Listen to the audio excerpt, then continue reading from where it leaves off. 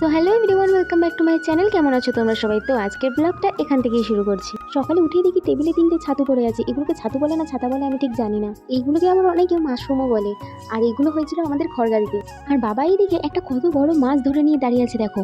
এটা হচ্ছে শোল মাছ, আমাদের জালে পড়েছে, মানে বাবা জাল পেতে দিয়ে এসেছিল, সেইখানেই পড়েছে আর কি।